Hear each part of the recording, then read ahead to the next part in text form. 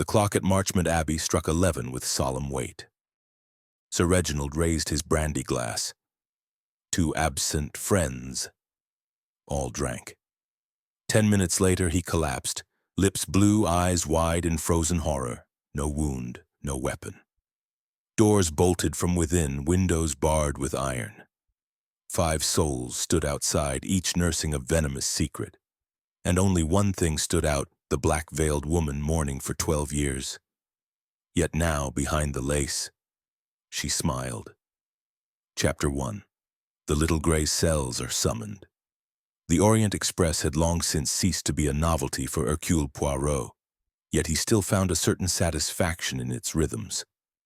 The steady clatter of wheels on steel, the faint perpetual scent of coal smoke and polished brass, the hushed murmur of civilized people pretending they were not hurtling through the darkness at 60 miles an hour. He sat alone in his first-class compartment, legs crossed, patent leather shoes gleaming like black mirrors. A small cup of thick Turkish coffee rested on the fold-down table beside him. Beside that, a copy of Le Monde, crisply folded to the crossword. He had completed it in 7 minutes and 43 seconds, a personal record he permitted himself a tiny flicker of pride over. Outside, the French countryside slid past in watercolor grays and browns. Late autumn rain streaked the windows. Poirot's reflection stared back at him. The immaculate mustache, the egg-shaped head, the green eyes that missed nothing and revealed less. He was officially retired. He was, in actuality, bored to the very marrow of his bones. A sharp rap at the compartment door interrupted his brooding. "Entree," he called, not looking up. The door slid open with a hiss of warm air. A stocky man in a damp mackintosh entered, hat clutched in reddened hands. His mustache drooped like a mournful walrus. His face was the color of undercooked beef. "Poirot, you old devil," said Inspector James Japp, chief inspector no less, though he looked as though he had sprinted the length of the train. "Thank God I found you." Poirot folded the newspaper with ceremonial precision. "Mon cher Japp, you are wet, you are breathless. You have the appearance of a man who has lost something extremely important, perhaps his dignity, certainly his composure. Sit, sit. You will drip on my valise." Japp collapsed into the opposite seat, water pooling around his boots. "I've been looking for you since Calais. They said you'd taken this train. I bribed 3 porters, threatened a conductor, and very nearly arrested a bishop who had the temerity to resemble you from behind." Poirot permitted himself the ghost of a smile. "And yet here you are. Which means Scotland Yard is once again utterly baffled." Japp mopped his forehead with a handkerchief that had seen better decades. "It's worse than baffled, Poirot. It's impossible. Absolutely, completely, 100% impossible.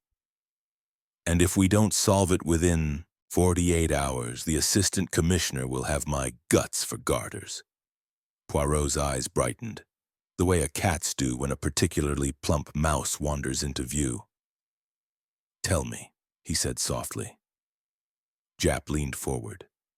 "Sir Reginald Marchmont, industrialist. Armaments mostly, made an absolute fortune during the war and never looked back. Found dead in his study at Marchmont Abbey, Hampshire at 11:15 last night. Cause of death, poisoning by a rare South American alkaloid derived from curare. Paralyses the respiratory system in minutes. No injection site. No trace in food or drink except the brandy glass in his hand." Poirot's eyebrows ascended. "Curare? Fascinating. And the room? Locked from the inside, door bolted, windows barred. Proper medieval iron bars, not the decorative sort. Chimney too narrow even for a child. The key was on the inside of the door, still in the lock. The bolt was thrown. No duplicate keys exist. The locksmith confirmed it this morning."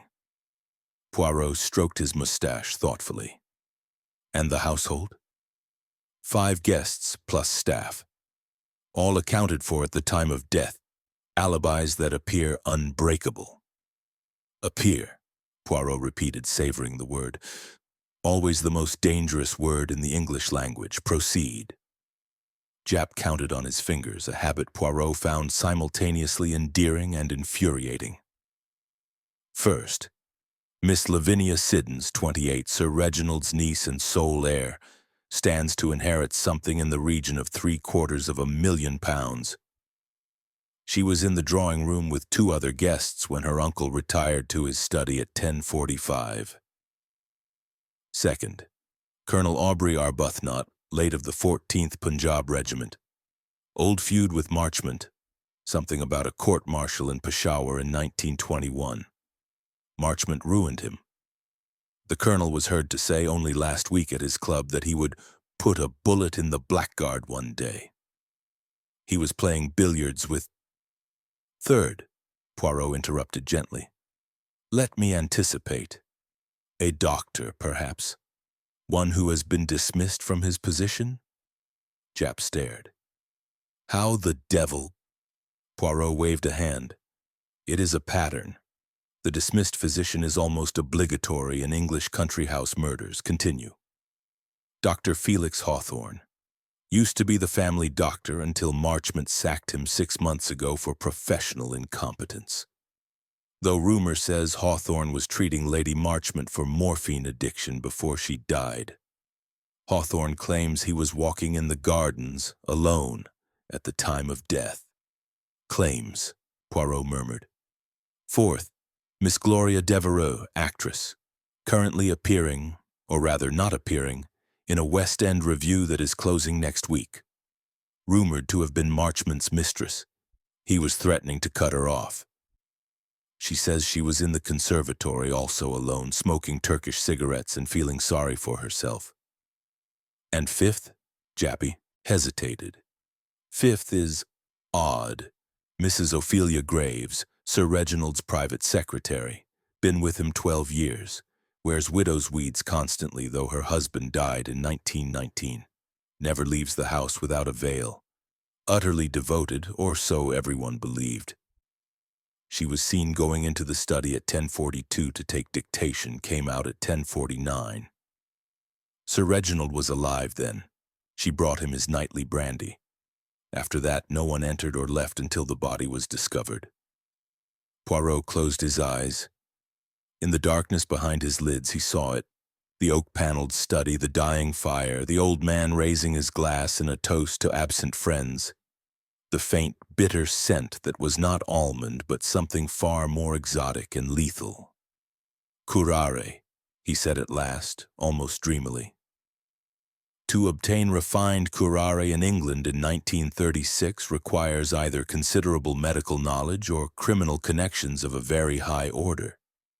And to administer it without entering the room after 10:49, he opened his eyes. They glittered emerald in the dim compartment light. You are quite correct, Japp. It is impossible. Japp groaned. That's what I just said. No, mon ami. You said it was impossible and expected me to be discouraged. I say it is impossible, and therefore it did not happen in the way that it appears to have happened. That is completely different. He rose, smoothing invisible creases from his trousers. I shall come, Japp exhaled like a punctured balloon. Thank God, but on one condition. Anything. You will arrange for my luggage to be transferred to the boat train at Dover, and you will send a telegram to Marchmont Abbey informing them that Hercule Poirot is arriving this evening. And, he raised a finger, you will secure for me a room with a south-facing window and a bathroom en suite. I refuse to share facilities with strangers. It is unhygienic. Japp grinned despite himself. Done. Poirot moved to the window. The rain had stopped. Weak sunlight struggled through breaking clouds. Somewhere ahead lay England and a house where a man had been murdered in a locked room by a poison that should not exist outside the Amazon basin. He felt the familiar tingle in his scalp, the sensation he always experienced when the little gray cells began to stir from their slumber. Tell me, Japp, he said without turning. This Mrs. Graves, she has been with Sir Reginald 12 years, you say? Yes. And she wears mourning constantly? Black from head to foot, veil and all. Never takes it off, apparently, even indoors. Poirot nodded slowly. Interesting, most interesting. One wonders what it is that Mrs. Ophelia Graves does not wish the world to see. The train whistle screamed as they plunged into a tunnel. For a moment, everything was darkness and thunder. When they emerged, Poirot was smiling.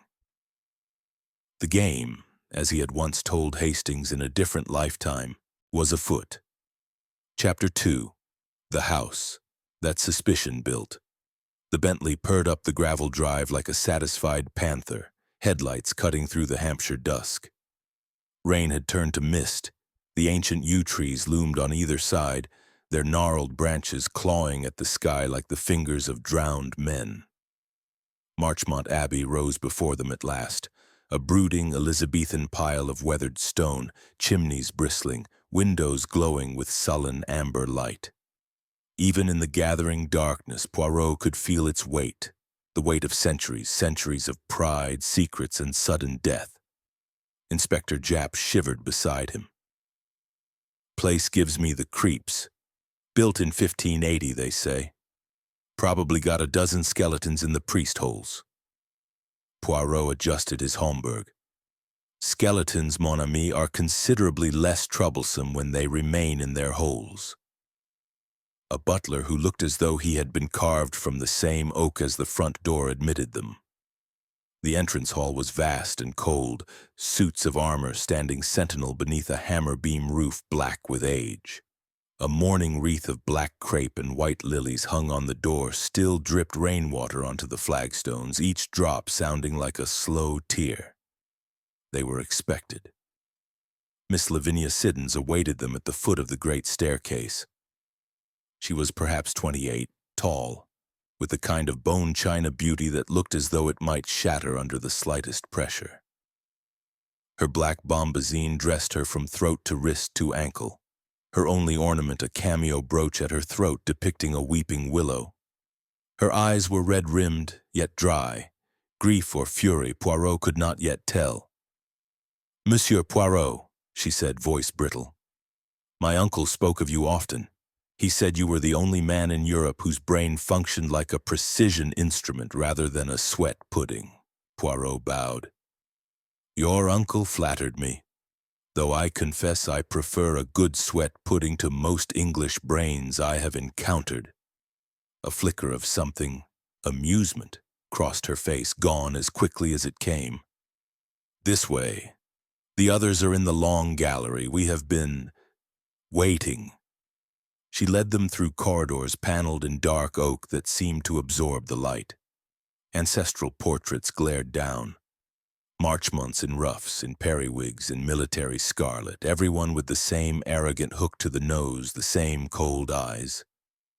Poirot noted that Sir Reginald's portrait, painted only last year, had already been draped in black silk.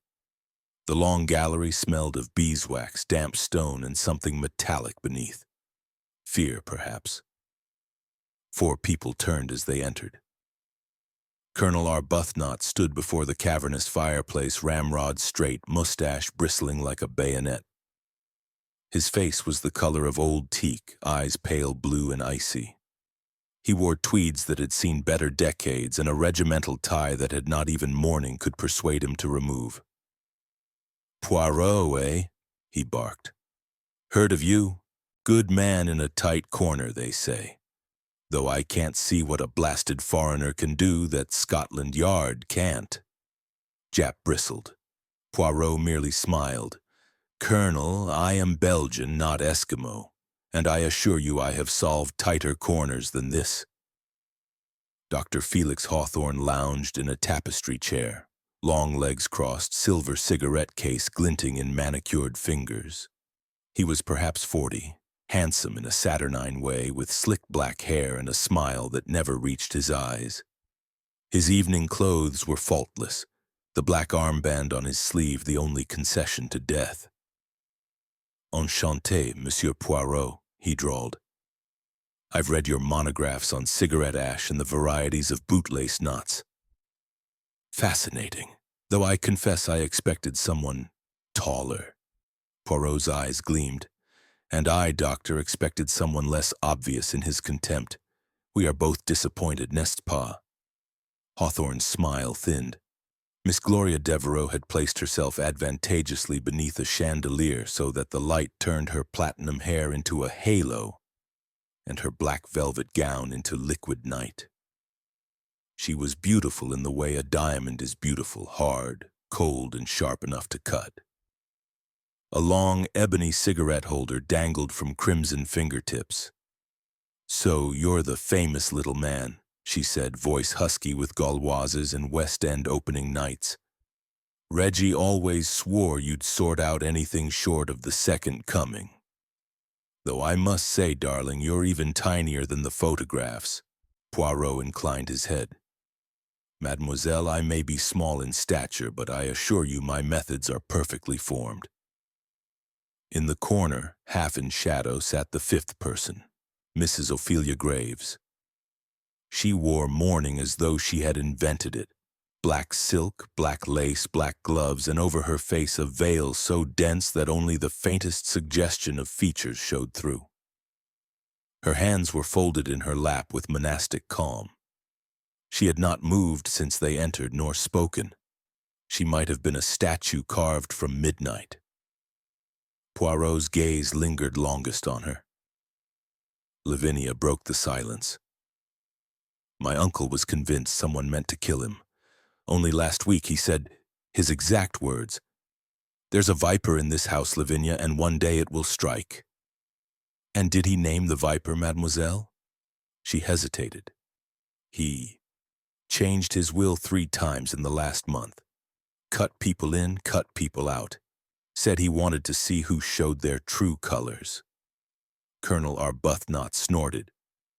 "True colors be damned. Man was a paranoid old swine.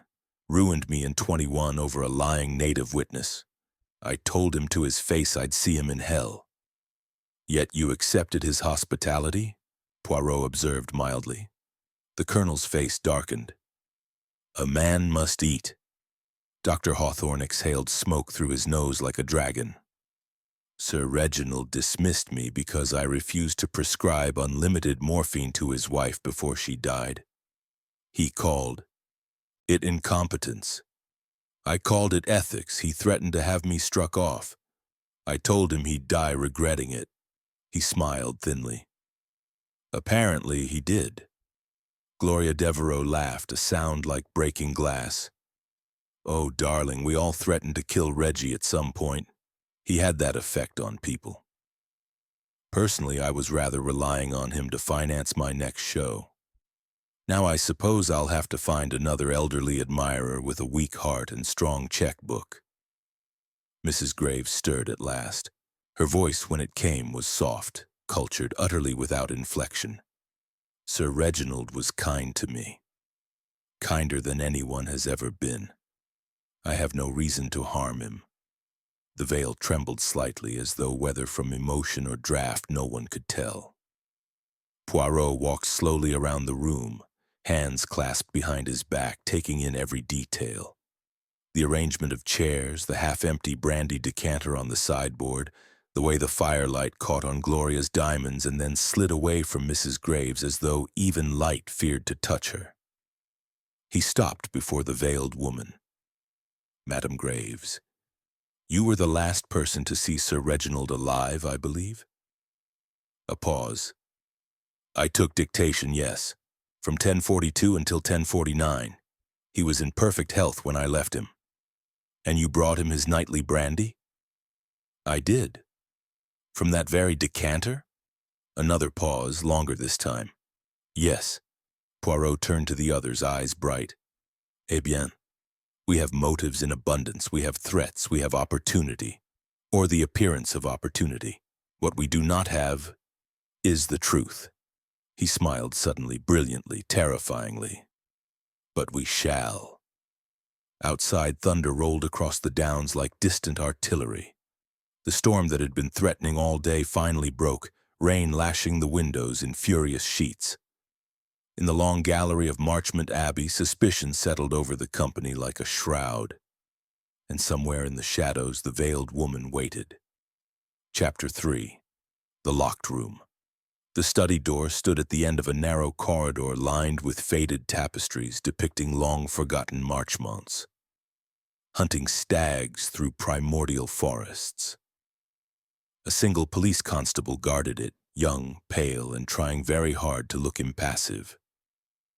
When Poirot approached, the boy snapped to attention so violently his helmet nearly toppled. "No one's been in since the body was removed, sir. Monsieur, I mean," he stammered. Poirot nodded approvingly. "Very good. Discipline, that is the foundation of all order. You may admit Inspector Japp and myself, and then silence absolute." Inside, the room felt like a tomb that had been startled awake. Heavy oak paneling absorbed every footfall. A massive partner's desk dominated the center, its green leather top still bearing the ghost of Sir Reginald's final slouch. Papers scattered, an inkstand overturned, a Waterman fountain pen lying like a discarded dagger. The high-backed chair behind it had been pushed back at an unnatural angle, as though the occupant had tried to rise and failed midway. Sir Reginald himself was gone, carted off to the police mortuary in Winchester, but his presence lingered in the air like cigar smoke that refused to dissipate. The faint, acrid odor Japp had mentioned clung to everything.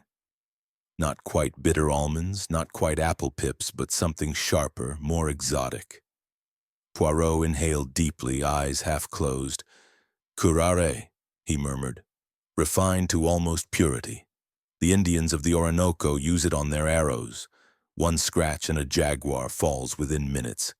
Here, administered orally, how?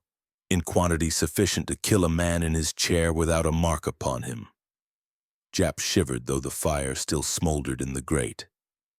"We've had the Yard's poison expert down from London, confirmed it. Said it's the purest sample he's ever seen outside the British Museum." Poirot moved about the room with the precision of a watchmaker. He examined the door first. Solid English oak, 3 inches thick, the bolt, a heavy iron affair, still thrown. The key remained in the lock on the inside. No scratches around the keyhole, no wax impressions, no sign of tampering. "Locked from within," Japp said unnecessarily. Poirot did not reply. He was on his knees now, examining the lock mechanism with a pocket lens. "The bolt is old but well oiled.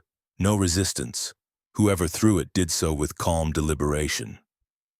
Next, the windows. 3 tall lancets set high in the wall, each fitted with iron bars that looked medieval and felt it.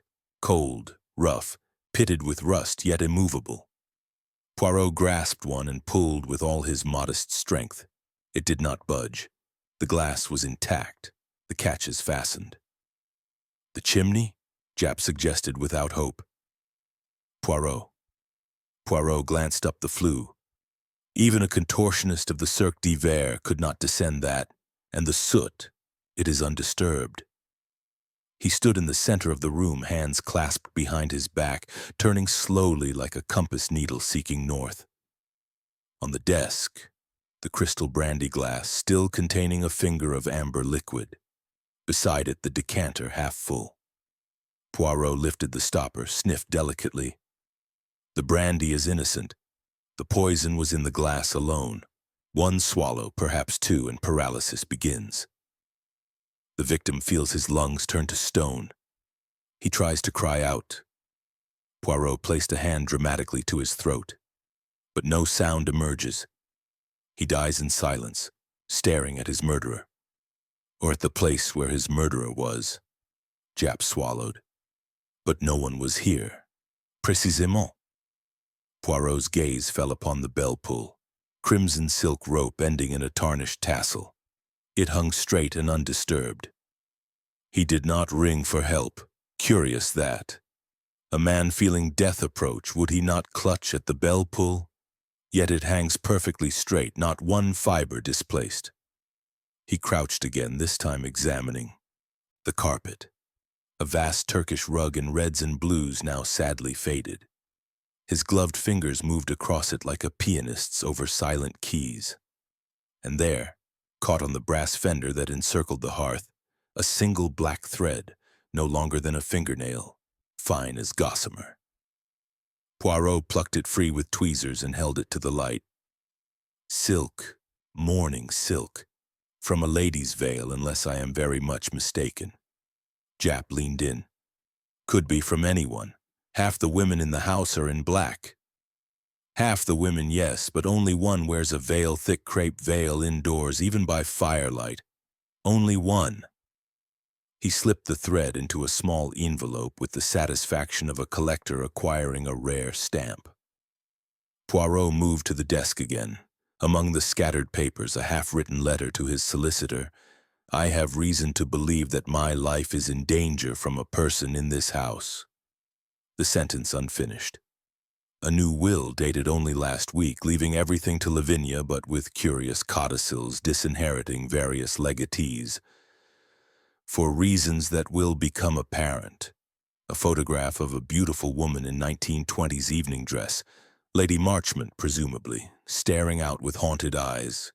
And beneath the blotter, almost missed, a small ledger bound in red Morocco leather. Poirot opened it carefully. Jap, regardez ceci. Columns of figures meticulously entered in a feminine hand. Payments to OG, thousands of pounds over 8 years. The most recent entry dated 3 days ago. $15,000. Final settlement.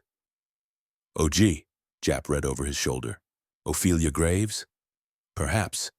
Or perhaps someone wishes us to think so. Poirot closed the ledger and tucked it into his pocket with the air of quiet triumph. He stood back, surveying the room one last time. The picture is almost complete. A man alone in a locked room. Poison that kills without trace. A bell pull not rung. A single black thread. And somewhere, a woman who hides her face from the world. Jap rubbed his neck. You're saying Mrs. Graves. I'm saying nothing, mon ami. Hercule Poirot never says, he demonstrates. He moved toward the door, then paused. One more thing. He returned to the hearth and knelt again. This time his fingers explored the paneling beside the fireplace.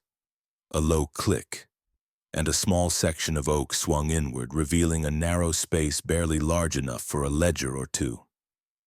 Empty. Ah, the hiding place is discovered, but too late. The fox has been here before us. He closed the panel gently. As they left the study, Poirot glanced back once more. In the dim light, the empty chair seemed to wait, patient and accusatory, for its occupant's return. Outside in the corridor, the young constable was being relieved by a colleague. Poirot paused. Tell me, mon brave, did you hear anything unusual last night? A cry? A thud? The boy shook his head. Nothing, sir.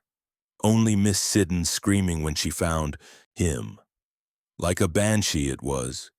Poirot nodded thoughtfully. Silence. Perfect, terrible silence. That was the most damning clue of all. Chapter 4. 5 motives, 1 absence of alibi. The drawing room at Marchmont Abbey had been designed for grandeur, not comfort. Gilt cornices, faded Aubusson carpets, and a chandelier that dripped light like melting ice. Tonight it felt like a tribunal chamber.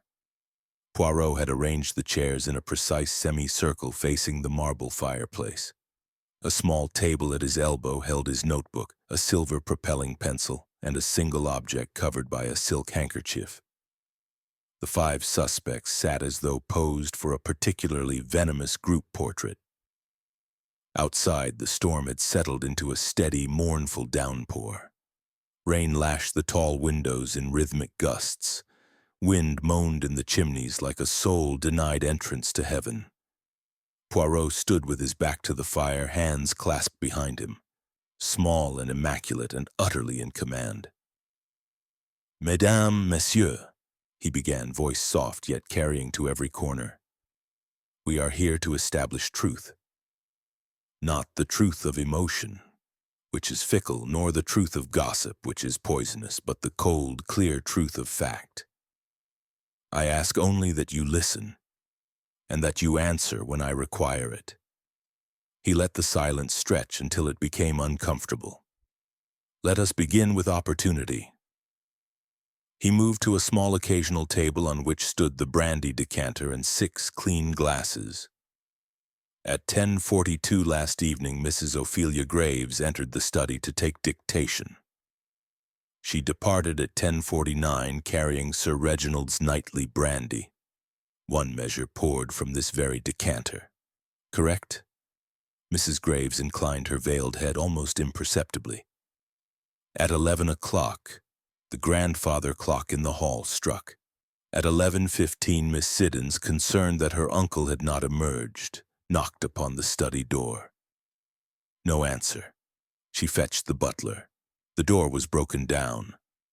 Sir Reginald was dead. From 10:49 until 11:15, 26 minutes, no person entered or left that room. The door was bolted on the inside, the windows barred, and yet Sir Reginald drank poison that was not in the decanter. He paused, letting the impossibility settle over them like frost. Now, motive. He turned first to Lavinia Siddons. "Mademoiselle, you inherit £342,000, the London house, the Yorkshire estates, and controlling shares in Marchman Armaments. Your uncle had threatened several times to cut you off entirely. You quarreled bitterly only last month over, how do you say, your modern ideas. You were heard to say, 'I sometimes think the world would be better if Uncle Reginald simply ceased to exist.'" Lavinia's chin lifted.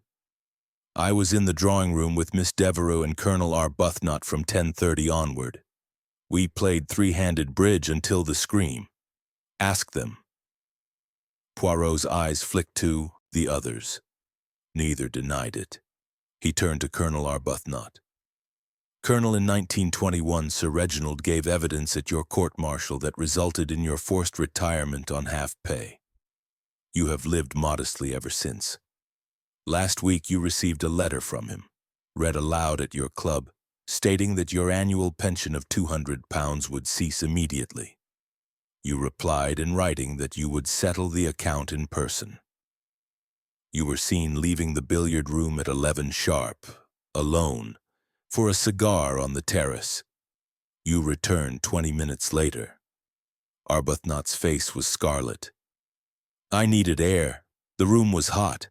I have no idea how to obtain South American poisons, and I do not creep about murdering men behind locked doors. I would have shot him openly and taken the consequences." "Admirable," Poirot murmured, "if irrelevant." Dr. Felix Hawthorne lit a fresh cigarette from the stub of the last, movements languid.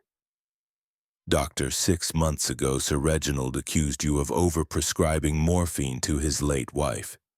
You lost your practice, your reputation, almost your license. You told mutual acquaintances that Marchmont would choke on his own malice one day. You possess or possessed a vial of experimental curare in your medical bag. You claim you were walking in the gardens at the time of death. Alone." Hawthorne exhaled smoke towards the ceiling. "I frequently walk alone. It aids contemplation. And yes, I keep curare. So do half the research departments in London. Mine, incidentally, contains preservative. The poison that killed Marchmont did not." Poirot's eyes gleamed. "We shall return to that." He turned to Gloria Devereux, who had been watching the proceedings with the detached amusement of a theater critic. "Mademoiselle, you received from Sir Reginald £10,000 last year to suppress certain photographs taken in Biarritz, photographs that would ruin your career should they reach your fiancé, Lord Rexborough. 3 days ago, Sir Reginald demanded their return, threatening exposure if you refused. You were in the conservatory from 10:50 onward, again alone, destroying letters, you say. Gloria's crimson smile never wavered. Darling, I was destroying love letters, yes, Reggie's mostly, terribly compromising and terribly dull. Finally, Poirot faced the black-veiled figure. Madame Graves, 12 years you have served Sir Reginald, 12 years of devotion. You poured his brandy last night. You were the last to see him alive. You wear mourning constantly for a husband dead these 17 years. Why? The veil trembled. When she spoke, her voice was barely above a whisper. My husband was everything to me. When he died at the Somme, part of me died too. Sir Reginald understood grief. He was kind. Kind? Poirot repeated. Yet in his private ledger, discovered this afternoon, there appear regular payments to one OG totaling almost £200,000. Payments that ceased last week. Payments, madame, in your handwriting. A collective intake of breath. Mrs. Graves rose slowly, hands clenched at her sides. Those were loans, she said, voice shaking. Sir Reginald trusted me to invest on his behalf. Offshore concerns. Perfectly legal. Yet he wrote to his solicitor only yesterday instructing that you be dismissed without reference and prosecuted for embezzlement. The veil turned towards him. Even through the dense crepe, he felt the force of her stare. You lie. I do not lie, madam. I deduce. He lifted the silk handkerchief from the table, revealing the red Morocco ledger, and beside it, the single black thread sealed in a glassine envelope. 5 motives, Poirot said quietly. 5 people who wished Sir Reginald dead. 4 who possess alibis, of a sort.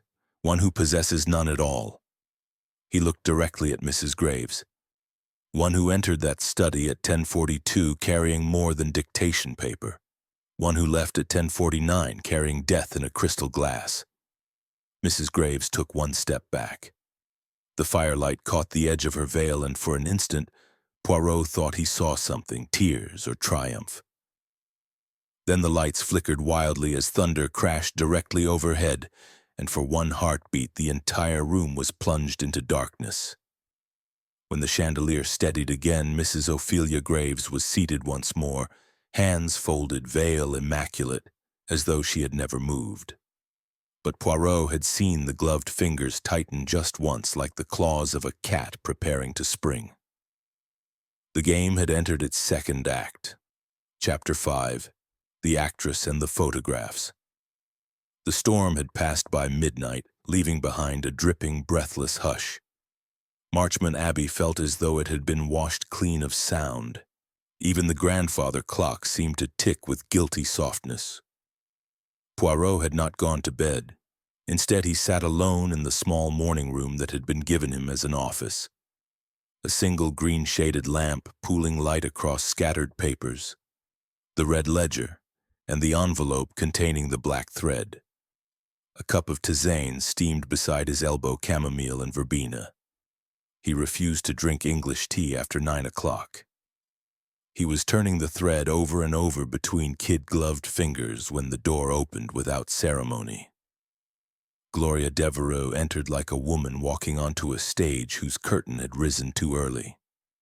She had discarded mourning velvet for a dressing gown of scarlet satin that clung and flared in all the places the Lord Chamberlain would never allow. Her platinum hair was loose, a bright spill across one shoulder. In her hand she carried a crystal tumbler half full of something that was certainly not water. "Forgive the intrusion, Monsieur Poirot," she said, voice low and amused. "I simply couldn't sleep. All those tedious motives flying about like bats. I thought we might have a little private chat." Poirot rose and bowed with perfect correctness. "Mademoiselle, it is never an intrusion when a beautiful woman brings drama with her. Sit, I beg you." She arranged herself on the chaise longue with the fluid grace of long practice, crossing legs that had broken hearts from Shaftesbury Avenue to Antibes. "Cigarette?" She offered a gold case. "Merci, non. My mustache objects to Turkish tobacco. It curls in protest." She laughed, a sound like champagne fizzing over broken glass, and lit her own. "You were cruel to me earlier," she said, exhaling a perfect ring. "All that nonsense about photographs and Lord Rexborough. Reggie did threaten to show Rexy the Biarritz pictures, true, but I burned them weeks ago. In the grate of the green guest room, ask any housemaid. The ashes were still there this morning." Poirot's eyes never left her face. "And yet a fragment of one photograph was recovered from the study grate this evening. A woman's gloved hand holding a brandy glass against a background of palm trees. Curious, n'est-ce pas?" For the first time her smile faltered. "That grate hasn't been cleaned since Tuesday. Anyone could have..." "Precisely, anyone, including the person who wished us to believe you careless enough to burn evidence in the very room where murder was done." He opened a drawer and laid the charred fragment on the blotter between them. The glove was black kid, the brandy glass heavy-cut crystal, identical to those in the study. Gloria stared at it, then at him. "You're cleverer than the photographs in the Tatler, I'll give you that." "Photographs lie, mademoiselle. People lie more convincingly." She leaned forward, scarlet silk slipping from one shoulder.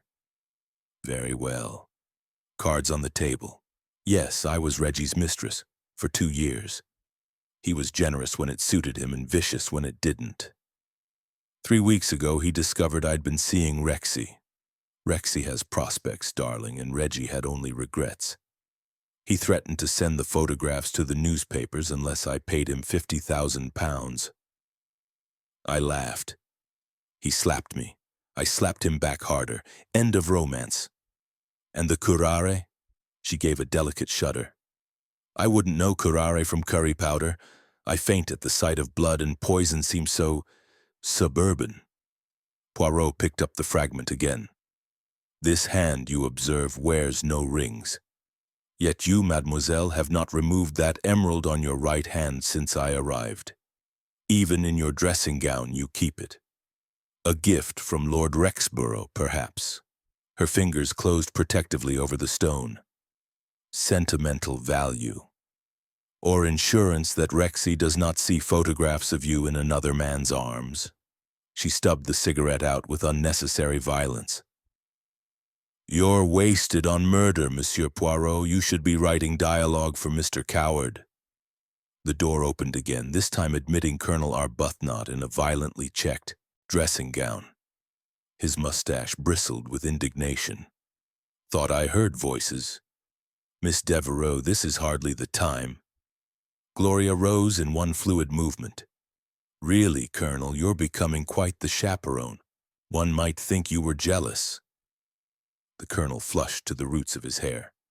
"I was merely ensuring the lady's reputation wasn't damaged beyond repair." She swept past him, trailing scarlet and l'heure bleue. At the door she paused. "If you want me again, Monsieur Poirot, I sleep in the Chinese room.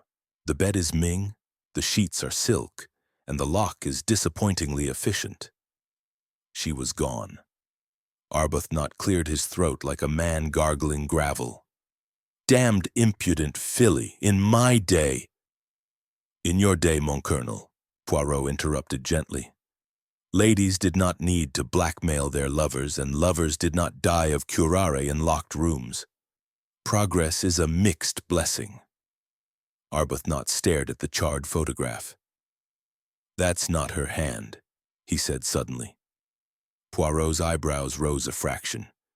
"You are certain?" "Seen Gloria's hands 100 times. She has a small scar on the left thumb. Cut herself opening champagne at Ascot last year. No scar in that picture." Poirot's gaze sharpened. "You observe well for a man who claims to despise gossip." The Colonel shifted uncomfortably. "One notices things, especially when a woman makes a point of fluttering her fingers under one's nose." Poirot made a small notation in his book. "Tell me, Colonel, at what precise time did you leave the billiard room last night?" 5 minutes past 11. Needed air, walked the terrace, came back at 11:25, Ask the butler, he let me in. And during those 20 minutes, Arbuthnot hesitated the merest fraction, smoked a cigar, thought about old times, regretted some of them. Poirot closed the notebook with a soft snap. Regret, Colonel, is the most expensive luxury a soldier can afford. Arbuthnot left without another word. Alone again, Poirot returned to the photograph fragment. He held it to the lamp. The glove was right-handed, the brandy glass tilted at an angle no left-handed person would use. A small thing. A vital thing. He placed it carefully back in its envelope, and beside it laid the black mourning thread. 2 pieces of a puzzle that was beginning to take shape. Somewhere in the silent house a floorboard creaked, once deliberately. Then all was still. Poirot looked toward the door and smiled a small, dangerous smile. The actress had played her scene brilliantly, but the play was far from over. Chapter 6. The Doctor's Little Black Bag. At 2:30 in the morning, when even the owls had grown weary, Hercule Poirot stood alone in the billiard room, the green-shaded lamp over the table throwing a hard circle of light onto baize the color of old money. The room smelled of chalk, cigar ash, and something faintly medicinal. Dr. Felix, Hawthorne's black medical bag, rested on the leather settee like an accusation. Poirot had requested its presence an hour earlier, with the polite but implacable courtesy that no Englishman can refuse without seeming churlish. The doctor had delivered it himself, pale beneath his tan, eyes glittering with something between defiance and fear. "Examine away, Monsieur Poirot," he had said, lighting yet another Turkish cigarette. "You will find nothing more lethal than aspirin and a rather good stomach powder." Poirot had merely smiled and waited until the door closed. Now he opened the bag with the reverence another man might reserve for a reliquary. First layer, the ordinary tools of a country practitioner: stethoscope, ophthalmoscope, a neat row of labeled bottles, tincture of iodine, morphine sulfate, digitalis in measured ampules, all perfectly innocent, perfectly in order. Second layer, concealed beneath a false bottom lined with green velvet. The interesting things. A small glass vial no larger than a man's thumb, bearing a faded label in Hawthorne's own handwriting. Curare, experimental, 1000 WV. The liquid inside was clear, faintly opalescent. The cork was sealed with red wax. The wax was cracked. The vial was half empty. Poirot held it to the light and gave a soft exclamation of satisfaction. He placed it carefully on the baize, then continued his search. A folded sheet of notepaper creased as though carried next to the heart. He unfolded it beneath the lamp. "My dearest Felix, if you are reading this, I am already gone. Reginald knows everything. About us, about the clinic in Lausanne, about the child. He has threatened to ruin us both unless I return to him. I cannot. Forgive me. Burn this. E. The initial was a graceful looping E, not Gloria Devereux, not Lavinia Siddons. E for Eleanor, Lady Marchmont, dead these 3 years of an overdose." Poirot's eyes narrowed to slits.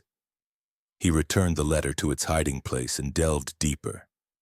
A second vial, this one containing a fine white powder.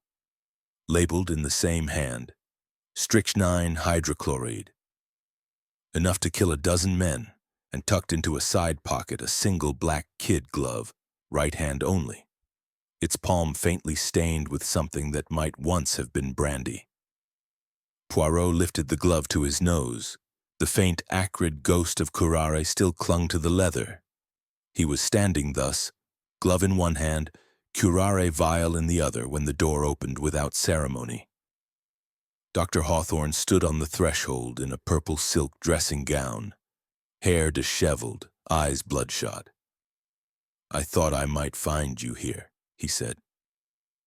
His voice was steady, but the hand holding the cigarette trembled. Couldn't sleep either, I take it. Poirot did not startle. He simply laid the glove and vial side by side on the green baize. Doctor, you have been most obliging, but tell me, why preserve the very poison that killed your host? Sentiment or insurance? Hawthorne crossed the room in 3 strides and stared down at the evidence. That vial, he said slowly, contained preservative, formalin and alcohol. The poison that killed Marchmont was pure alkaloid, chemically impossible to have come from that bottle. Yet half is missing. Exactly. Hawthorne's smile was thin and dangerous.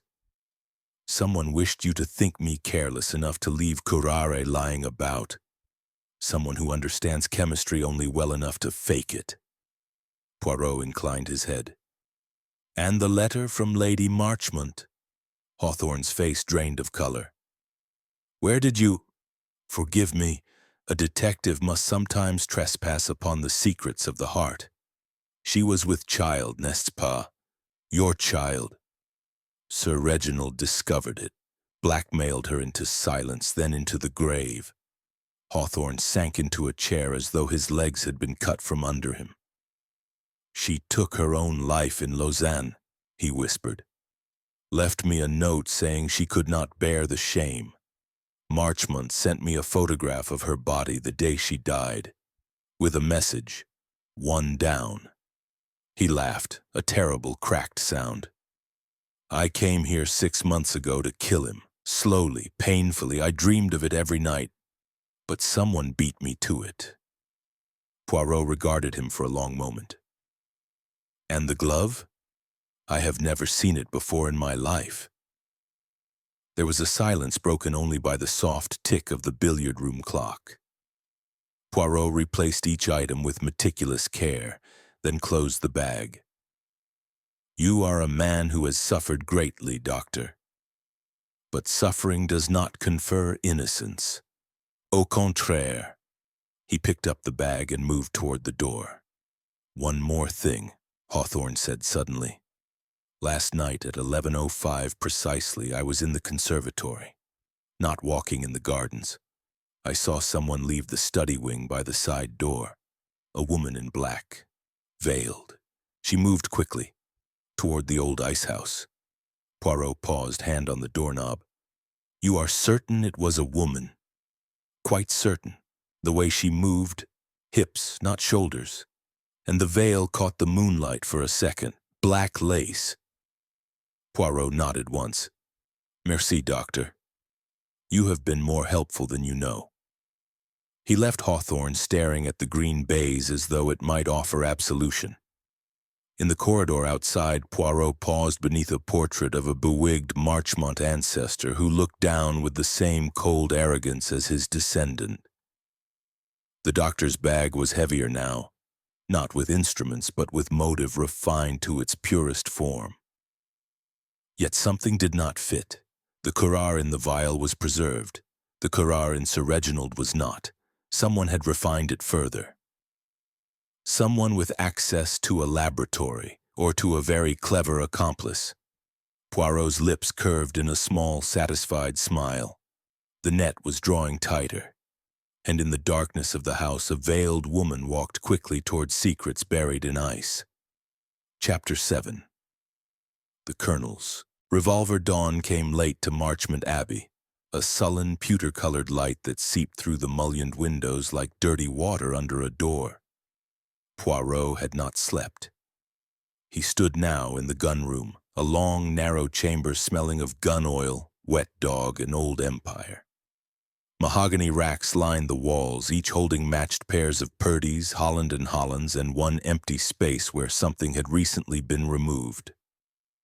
Colonel Aubrey Arbuthnot stood before that empty space as though posted on parade, face the color of raw beef, mustache bristling with fury and mortification. My Webley Mark VI, he barked. Service issue 1915, 6 rounds, .455 caliber, kept it cleaned, oiled, and loaded ever since the Somme. Someone's taken it. Poirot ran a gloved finger along the vacant velvet-lined niche. And the key to this cabinet, mon colonel? Always on my keyring. Spare hangs on a hook behind the butler's pantry door. Any damned fool in the house could have lifted it. Yet only one damned fool did. Arbuthnot's eyes blazed. If you're accusing me— I accuse no one, Colonel, I observe. The revolver vanished sometime between 10 o'clock last night and 6 this morning. You yourself told Inspector Japp you retired at 10:30. Did you check the cabinet then? I did not. A soldier trusts his armory. Or used to. Poirot turned to the French windows that opened onto the terrace. One pane close to the latch had been neatly cut in a perfect circle, just large enough for a slender hand. Tiny shards of glass still glittered on the turkey carpet. Ah, entry from outside. The storm covered all sound, very professional. Arbuthnot gave a disgusted snort. Professional, my Aunt Fanny. Any housebreaker worth his jemmy could do that in 30 seconds. Yet a housebreaker would take the Purdy's worth 500 guineas apiece. He would not bother with one old service revolver. Non. This was no burglary, this was theater. He knelt, examining the cut circle of glass where it had fallen inward. Observe the bevel of the cut. Made with a glazier's diamond, not an ordinary glass cutter, and the hand that held it wore a glove. See the faint smear of black kid leather on the putty? Arbuthnot stared. Black kid again, like the glove in Hawthorne's bag. Précisément. Poirot rose and opened the French window. Cold, wet air rushed in. The terrace was flagged with Yorkstone. Beyond lay the rose garden, sodden and dripping. He stepped outside, eyes scanning the ground. There, in the soft earth beneath the window box, a single clear footprint, small, narrow heel, a woman's court shoe, not a man's brogue. He bent closer. And behold, traces of mud from the potting shed. Someone walked through fresh compost. Someone who knew the gardener banks it beside the cucumber frames. Arbuthnot followed, breathing like a winded charger. You're saying a woman took my revolver? To what end? The man was poisoned, not shot. Poirot straightened, eyes bright as winter stars. Exactly, Colonel. The revolver is what you call in your army a diversion, a feint. While we chase shadows of gunfire, the true weapon, the invisible poison, escapes notice. Classic misdirection. He re-entered the gun room and closed the window.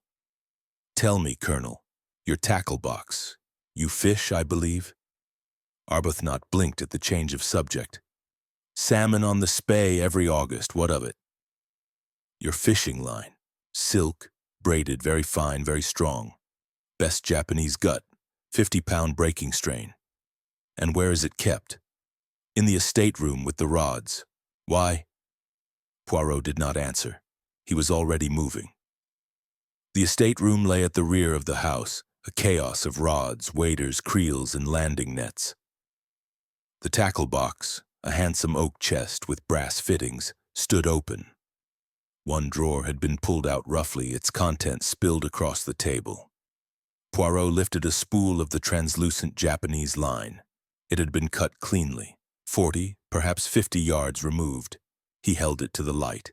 The cut end was fresh, the silk still springy. Behold, he said softly, the second thread in our tapestry. Arbuthnot looked suddenly old. You think the same woman who took my revolver stole fishing line? To do what? Strangle someone? Non, Colonel. To do something far more elegant. Poirot's gaze moved to the wall map of the estate. A red pencil line marked the boundary. Tiny blue crosses indicated ice house, dairy, mushroom house. His finger came to rest on the ice house, an octagonal stone building half buried in the hillside, 50 yards from the study wing. Dr. Hawthorne claims he saw a veiled woman walking toward the ice house at 11:05 last night. Curious destination on a stormy November evening. Arbuthnot's jaw worked soundlessly. Poirot turned to him, voice gentle but relentless. Colonel, you are a man of honor. You have hated Sir Reginald for 15 years. You wished him dead. Yet I do not believe you killed him. Someone wishes us to think many things, that the doctor is guilty, that the actress is careless, that the soldier is violent. Someone is writing a play and we are the puppets. He held up the spool of fishing line. But puppets have a habit of seeing the strings. A sudden clamor of footsteps in the corridor. Jap burst in, coatless, hair on end. Poirot! The study's been turned over. Someone went through it like a typhoon. Desk drawers emptied, safe forced, only one thing missing. Poirot's eyes glittered. Let me guess, mon ami, Sir Reginald's appointments diary. The one with the red Morocco cover. Jap stared. How the devil? Because, Poirot said, turning back to the window where gray light was finally strengthening into day, the murderer has realized that one page, just one, contains the single entry that will betray her. And now she is desperate. He looked at the small, elegant footprint in the mud, at the circle cut in the glass, at the empty space where a revolver had hung. Desperate enough to steal weapons she will never use. Desperate enough to destroy evidence in broad daylight. He smiled without humor. Come, Colonel, let us pay a visit to the ice house. I have a feeling the temperature there is about to rise considerably. Behind them, the empty gun cabinet seemed to wait, patient and accusatory, for a revolver that would never fire. Chapter 8. The Thread and the Bell Pull. The house slept uneasily as though it sensed the net closing. At 10 minutes past 3 in the morning, when the servants' hall was dark and even the mice had taken refuge, Hercule Poirot returned alone to the scene of the crime. He let himself into the study with the spare key Jap had reluctantly surrendered, closed the door softly behind him, and stood for a long moment in perfect silence. Only the dying fire gave a faint red eye to the darkness. Then he did something no one had yet thought to do.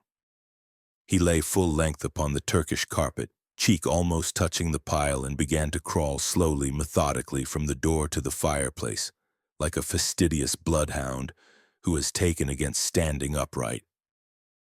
Halfway across, he stopped. There. A single black silk thread, finer than the first, almost invisible, had caught on the clawfoot of an occasional table. He teased it free with tweezers and held it to the ember's glow. Morning silk again, but this one had been stretched almost to breaking before it snapped. Poirot's eyes gleamed. He continued crawling until he reached the hearth. The brass fender was cold now.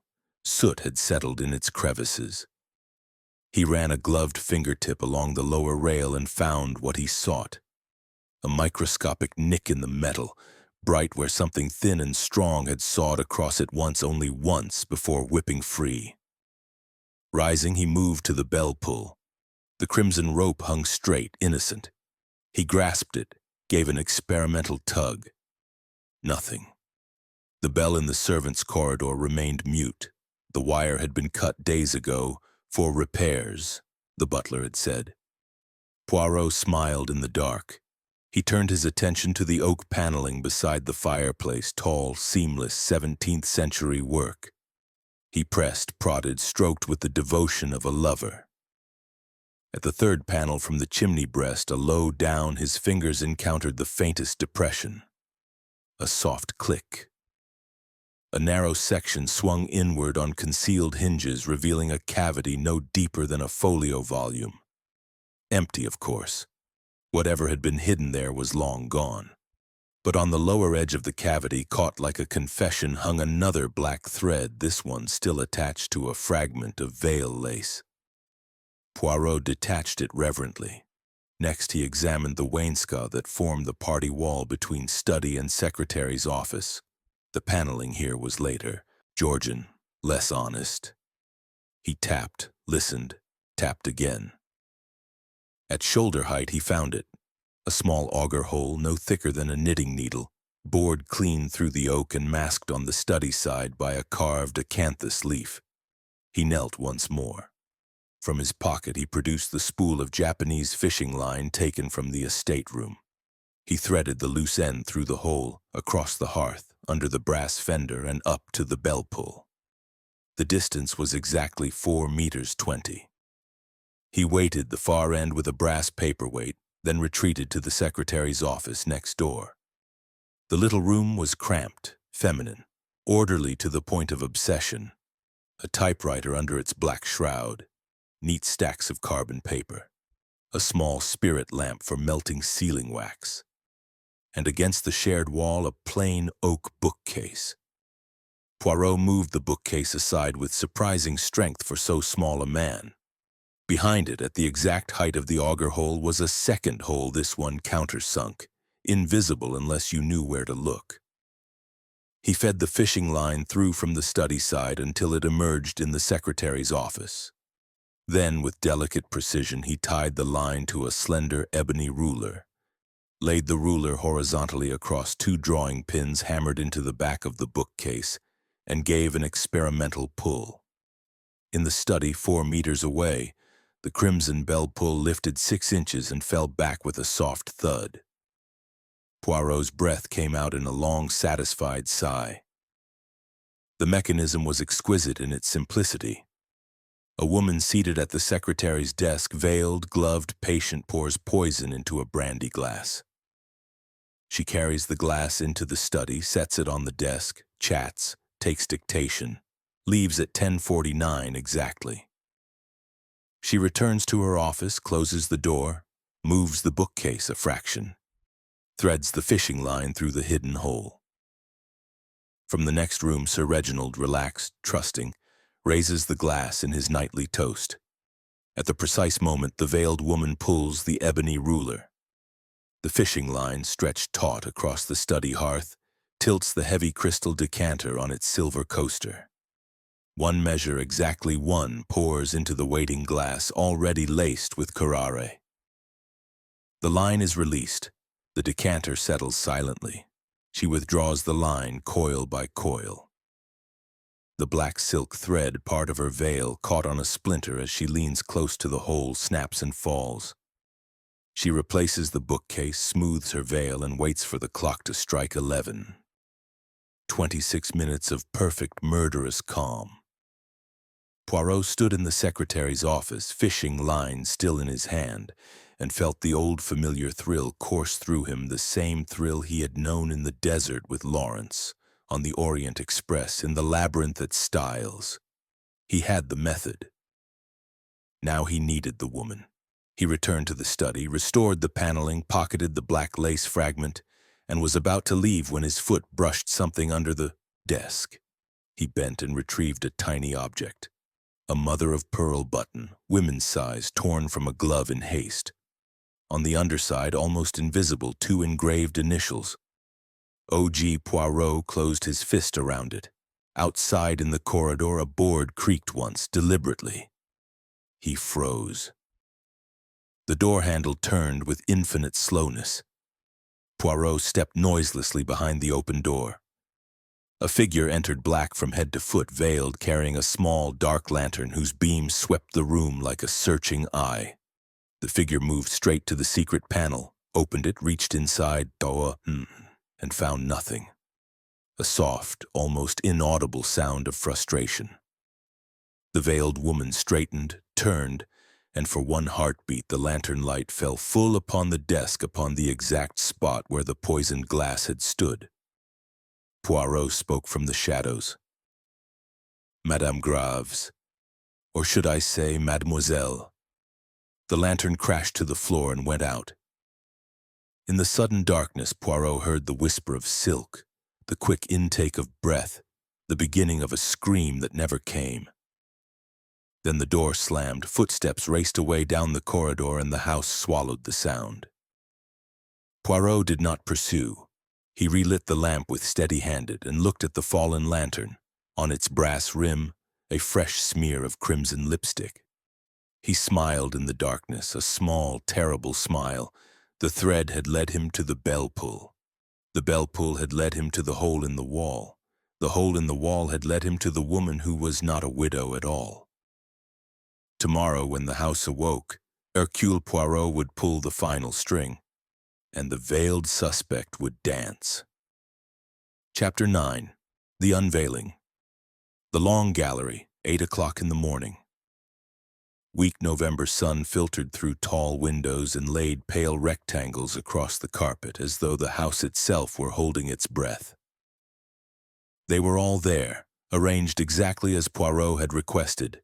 Lavinia Siddons, rigid in bombazine, Colonel Arbuthnot bolt upright in tweeds, Dr. Hawthorne smoking with deliberate calm, Gloria Devereux glittering in defiant emerald silk, and in the center, alone on a straight-backed chair, Mrs. Ophelia Graves, veiled, gloved, motionless.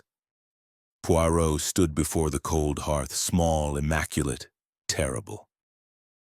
"Mesdames, Monsieur," he began softly, "the time for shadows is finished. Today we have only light. 5 small things, 1 large truth. Let us reconstruct the perfect crime," Poirot said. He walked to the French windows and flung them open. Cold air rushed in. On the night of the murder, at 10:42 precisely, Mrs. Graves entered the study carrying dictation book and pen. She remained 7 minutes. She left carrying Sir Reginald's nightly brandy, already poisoned. Everyone accepts this. Mrs. Graves did not move. But the door was bolted from the inside after she left. The windows barred. How, then, was the poison administered? He turned to face them. It was administered before she left, a collective intake of breath. "Impossible," Hawthorne said. "The glass was clean when she carried it in. The butler saw it." "Non, the glass was already laced. A thin film of pure curare dried to invisibility on the inside of the crystal. When the brandy was later poured, the poison dissolved instantly. A method used by certain Borgia ladies. Elegant, undetectable." He lifted the fishing line. "But the dried film was only half the mechanism. The other half was this." He walked to the wall and pressed the concealed panel. It swung open. Behind this panel, a hole bored through to the secretary's office. Through it ran fine fishing line, attached to the bell pull in the study, stretched across the hearth and looped around the neck of the decanter. At 11:05, from the safety of the next room, the murderer pulled. The decanter tilted. 1 measure of brandy poured into the waiting glass. The line was withdrawn. The black thread from a torn veil caught and snapped. The decanter settled. Sir Reginald drank to absent friends and died. Colonel Arbuthnot made a strangled noise. "Devilish," he muttered. Poirot turned to Mrs. Graves. "Madame, you will deny none of this. You cannot. The thread is from your veil, the button from your glove. The handwriting in the red ledger is yours. £200,000 embezzled over 8 years. Sir Reginald discovered it. He was preparing to expose you. You had no choice." The veil trembled violently. Poirot's voice softened, almost kindly. "But there is more, much more." He lifted the photograph fragment. "This hand is not Gloria Devereux's, nor is the glove. It is yours, madame. Taken 12 years ago in Biarritz when you were still Miss Ophelia Grenville, chorus girl, not grieving widow." Gloria gave a soft, delighted gasp. Poirot continued. "In 1918 you married Captain Richard Graves. He died at Cambrai. You discovered you had a talent for forgery and a face that, properly dowdied and powdered, could pass for plain. Sir Reginald engaged you as secretary in 1924. You fell in love with your employer. He promised marriage, then laughed. Said a woman who looked like a crow in mourning was useful for cooking books, but not for bedding." Mrs. Graves rose slowly. The veil fell back from her face for the first time in public memory. They saw then what the crepe had hidden. A woman still beautiful at 40, bone structure exquisite, eyes burning with the cold fire of years of humiliation. "He promised," she said, and her voice was no longer soft. It rang like steel on steel. He promised me everything. Then he brought that actress here, paraded her under my nose, told me I was convenient. Convenient, she laughed once, a sound like breaking ice. I planned it for months. The curare I distilled myself Hawthorne's sample was crude. I refined it in the old stillroom. The fishing line I took from the colonel's box. The revolver I stole, only to confuse. I even burned the wrong diary page first, then realized my mistake and came back for the real one. She looked at Poirot, almost wonderingly. You are very clever, little man. But you will never prove it.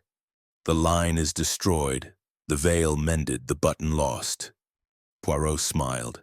No, madame, the button was found. And the veil... He produced from his pocket a square of black lace, torn at one corner. This fragment remained caught behind the bookcase. The torn edge matches perfectly the mend you made last night. The lipstick on the dark lantern you dropped when I surprised you at 3 this morning, Russian red shade 1927, is the identical shade you wear beneath the powder you use to appear dowdy. He held up the lipstick-smeared lantern. Even your grief was a performance, madam. Magnificent, but a performance. Ophelia Graves looked around the gallery. Lavinia white with shock. The colonel rigid with disgust. Hawthorne staring as though seeing a ghost. Gloria frankly admiring. Then suddenly she smiled, a dazzling, terrible smile. Very well, she said.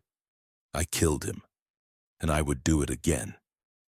She reached into her sleeve and drew out the missing Webley revolver, its barrel gleaming dully. Jap, stationed by the door, started forward. Too late. Ophelia Graves pressed the muzzle beneath her own chin. No, Poirot cried. The hammer fell on an empty chamber. Click. She stared at the weapon, bewildered. Poirot stepped forward and gently took it from her unresisting hand. I took the precaution of unloading it yesterday, madame. A soldier's revolver is a crude instrument. You deserve a finer exit. For a moment the gallery was utterly silent. Then Ophelia Graves, no longer veiled, no longer pretending, sank to her knees. I only wanted him to love me, she whispered, just once. Tears, real ones this time, cut channels through the powder on her cheeks. Poirot looked down at her with something that might almost have been pity. Love, madame, is not a ledger to be cooked, and murder is never the final entry. He turned to Jap. Inspector, if you please. Jap moved forward with the handcuffs. As Ophelia Graves was led away, still beautiful, still deadly, Gloria Devereux began very softly to applaud. The sound echoed through the gallery like breaking crystal. Outside, the weak sun strengthened, and for the first time in days, the sky over Marchmont Abbey was cloudless. The veil had fallen, the little gray cells had spoken, and the house, at last, was quiet. Chapter 10. Epilogue. Order restored. The 11:15 from Winchester to London Waterloo was almost empty. One elderly clergyman dozing over the Times, a commercial traveler nursing a hangover, and in a first-class compartment marked reserved, 2 men who could not have looked more different and yet in some strange way belonged together. Hercule Poirot sat very upright, ankles crossed, hands folded over the head of his Malacca cane. His gray suede gloves were immaculate, his spats dazzling, his mustache a miracle of disciplined exuberance. Opposite him, Inspector Japp sprawled like a man whose bones had been removed by a benevolent deity. Outside, Hampshire slid past in watercolor greens and browns, the storm's wreckage already tidied away by English countryside. Japp broke a long silence. I still can't get my head round it, Poirot. 12 years she sat at that desk looking like a crow in a chapel, and all the time she was, well, Venus in mourning. Poirot gave a delicate shrug. The greatest disguise is not the mask one wears, mon ami, but the face one persuades the world is ordinary. Ophelia Graves made herself invisible by becoming grief itself. Who suspects the woman who has wept for 17 years? Jap scratched his chin. And the beauty underneath. Wasted, wasn't it? Wasted? Poirot's eyes grew thoughtful. No, beauty is never wasted. It is only misdirected. She directed hers toward a man who valued ledgers more than hearts. When he laughed at her, something snapped. Not the fishing line, the heart. He sipped from a small silver flask of tisane, then offered it. Jap declined with a shudder. Funny thing, Jap said. When we took her statement at the station, she asked for 3 things. A mirror, a pot of cold cream, and a lipstick Russian red 1927. Sat there removing 12 years of powder and rice pale foundation while the sergeant typed. By the time she signed the confession, she looked 30 again, smiled at herself in the glass and said, "At least he'll never see me like this." Poirot closed his eyes briefly. A woman's last vanity, and her last revenge. The train slowed for a signal. A boy on a bicycle raced it along the embankment waving. Poirot lifted one finger in regal acknowledgement. Jap leaned forward. What I don't understand is why she bothered with all the theatrics, stealing the revolver, cutting the glass, burning the wrong diary page. She'd got clean away. Poirot smiled, the small, satisfied smile of a man who has arranged the universe to his liking. Because, mon cher Jap, she was an artist. The locked room, the invisible poison, the veil, these were not merely camouflage. They were her signature. To have Sir Reginald die and the world believe it suicide or natural causes would have been vulgar. She wanted him to know in his final seconds that the plain, devoted secretary had outwitted him. And she wanted us, you, me, posterity, to admire the perfection of her method. He tapped the cane lightly against his shoe. Vanity, always vanity. It is the one motive that never disguises itself. Jap grunted. Vanity and 200,000 quid. Motive enough for most. Money was the excuse, not the reason. She embezzled for the same reason mountaineers climb Everest, because the accounts were there. Love turned to hate, turned to art. A tragedy in 3 acts. The train gathered speed again. Fields gave way to suburbs, suburbs to the first brave outposts of London. Poirot gazed out at the passing villas, each with its neat garden and inevitable laburnum. Tell me, Jap, what will happen to the others? Lavinia Siddons inherits the lot, minus death duties that'll make her weep. She's already talking about selling the Abbey to some American film company, wants to go to Kenya and raise racehorses. Colonel Arbuthnot's been offered his old regiment's honorary colonelcy and a decent pension to go with it. Seems the War Office decided Marchmont's evidence in 21 was dodgy after all. Hawthorne's talking about opening a clinic in Switzerland, nervous diseases, rich patients, plenty of snow. And Miss Devereux? Jap permitted himself a wintry grin. Gloria's engaged to Lord Rexborough, wedding at St. Margaret's in the spring. She sent you a telegram this morning. Darling Hercule, you simply must do the seating plan. Nobody arranges enemies like you. Poirot's mustache twitched in amusement. And Mrs. Graves? Charged with murder. Trial at Winchester Assizes in February. Barristers already pleading crimes of passion, diminished responsibility, the usual dance. She'll hang, of course, King's evidence or no. But between you and me, the governor at Holloway says she's the calmest prisoner he's ever had. Spends her recreation hour writing her memoirs. Title she's chosen, The Veiled Years. Publishers offered $5,000 for serial rights already. Poirot shook his head, half admiring, half sorrowful. She will be famous at last. The one thing Sir Reginald never allowed her. The train began its long descent into Waterloo. Porters' barrows clattered in the distance. Gulls wheeled above the Thames. Jap gathered his hat and mackintosh. Drink at the yard's local when we get in? My shout. Poirot considered, then regretfully declined.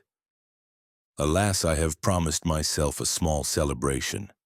A dozen oysters at Scott's, a half bottle of the 23 Pol Roger, and then he permitted himself the ghost of a wink an early night with a new detective novel by Mrs. Ariadne Oliver. One must keep up with the competition. The train drew to a halt with a sigh of steam. Doors opened. Travelers spilled onto the platform. Japp hesitated on the step. Poirot, off the record. Was there ever a moment you thought it might be one of the others? Poirot considered this seriously. For 5 minutes I suspected the Colonel he has the temperament. For 10 minutes I suspected Dr. Hawthorne he has the knowledge. For perhaps 30 seconds I even suspected Mademoiselle Gloria she has the flair. But the little gray cells, Japp, they never lie. From the first black thread on the fender they pointed unerringly to the woman who had made grief her profession. He descended onto the platform, small and neat as a black beetle among the scurrying crowds. One more thing, Japp called after him. Poirot paused. The veil, the one with the tear, what did you do with it? Poirot's eyes twinkled. I had it cleaned and pressed. It is now in my collection labeled, of course. Exhibit G17, the disguise that failed. A reminder that even the most perfect mask has a loose thread, if only one knows where to look. He raised his hat in farewell. Au revoir, mon ami, and remember order is restored, but the world remains full of veiled suspects. With that, Hercule Poirot walked away into the London morning, cane swinging, mustache magnificent, leaving behind one more impossible crime reduced to order by the little gray cells. And somewhere, in a cell at Holloway, a woman who had once been beautiful removed the last traces of powder from her face, looked into a cracked mirror, and began to write the final chapter of her own tragedy. The game, as always, was over. The little gray cells had triumphed again.